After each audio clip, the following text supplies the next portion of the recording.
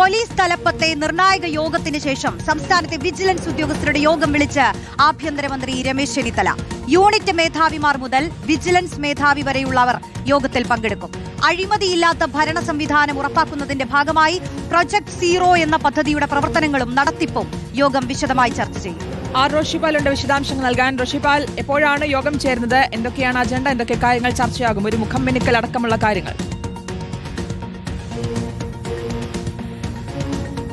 ശ്രുതി റോഷി, ഇന്ന് രാവിലെയാണ് വിജിലൻസ് ആസ്ഥാനത്ത് ആഭ്യന്തരമന്ത്രി രമേശ് ചെന്നിത്തലയുടെ നേതൃത്വത്തിൽ യൂണിറ്റ് ഉദ്യോഗസ്ഥന്മാർ മുതൽ തന്നെ മേധാവി മനോജ് എബ്രഹാം അടക്കമുള്ള ഉദ്യോഗസ്ഥന്മാർ പങ്കെടുക്കുന്ന യോഗം ചേരുന്നത്. UDF സർക്കാരിന്റെ നയപരിപാടികൾ, പോലീസ് നയം, വിജിലൻസ് നയം എന്താണെന്ന് ആദ്യം ആഭ്യന്തരമന്ത്രി വിശദീകരിക്കും. മാത്രവുമല്ല, നിലവിൽ സർക്കാർ മേഖലയിൽ അഴിമതി മുക്തമാക്കുന്നതിന് വേണ്ടിയുള്ള പദ്ധതിയുണ്ട്, പ്രൊജക്ട് സീറോ. ആ പദ്ധതിയുടെ പ്രവർത്തനങ്ങൾ വിജിലൻസ് മേധാവി തന്നെ വിശദീകരിക്കുന്നുണ്ട്. അതിനുശേഷം ഇനി UDF സർക്കാരിനെ അഴിമതി മുക്തമാക്കാൻ ഉദ്യോഗസ്ഥന്മാർക്കിടയിൽ, രാഷ്ട്രീയക്കാർക്കിടയിലൊക്കെയുള്ള, പൊതുപ്രവർത്തകർക്കിടയിലൊക്കെയുള്ള അഴിമതി എങ്ങനെ മുക്തമാക്കാം എന്നതിനെക്കുറിച്ചുള്ള പദ്ധതി ഉണ്ടാകും. ഒരുപക്ഷെ ആ പദ്ധതി അങ്ങനെയാണെങ്കിൽ പ്രഖ്യാപനമുണ്ടാകും.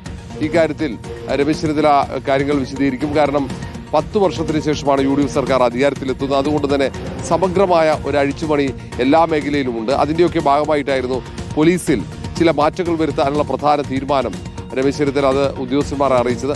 അതുപോലെ തന്നെ വിജിലൻസിലും മാറ്റങ്ങളുണ്ടാകും.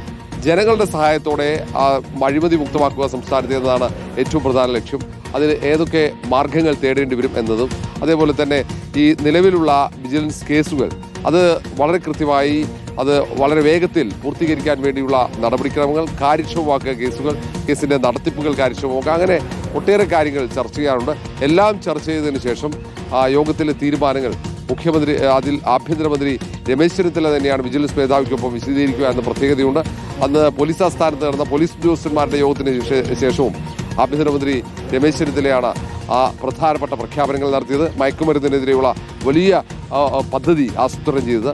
സമാനമായി തന്നെ സംസ്ഥാനത്തെ അഴിമതി മുക്തമാക്കാനുള്ള വലിയൊരു പദ്ധതി പ്രതീക്ഷിക്കുന്നുണ്ട്. റോഷിനി, ശരി, വ്യക്തമാണ്. ആർ റോഷിപാലാണ് വിശദാംശങ്ങൾ നൽകിയത്.